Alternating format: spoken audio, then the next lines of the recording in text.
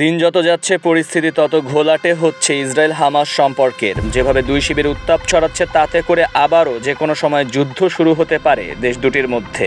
ইসরায়েলের প্রধানমন্ত্রী Benjamin Netanyahu হুঁশিয়ারি দিয়ে বলেছেন, হামাস বন্দীদের মুক্তি না দিলে আবারও যুদ্ধ শুরু করবে ইসরায়েল। אם חמאס לא יחזיר את חטופינו עד שבת בצהריים, הפסקת האש תיפסק וצה"ל יחזור ללחימה עצימה עד להכרעה סופית.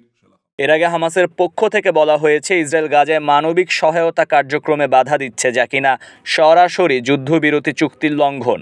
এর প্রতিবাদী জিম্মিদের মুক্তি স্থগিত করেছে ফিলিস্তিনের স্বাধীনতাকামী সংগঠনটি।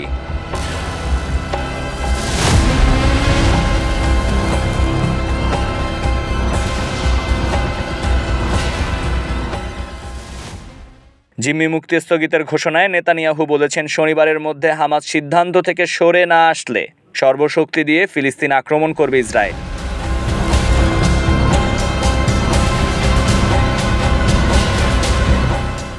এদিকে যুদ্ধ শুরুর সায় দিয়েছেন যুক্তরাষ্ট্রের প্রেসিডেন্ট ডোনাল্ড ট্রাম্প। শনিবারের মধ্যে জিম্মিদের মুক্তি না দিলে চুক্তি থেকে সরে এসে ফিলিস্তিন আক্রমণের প্রস্তাব দিয়েছেন তিনি।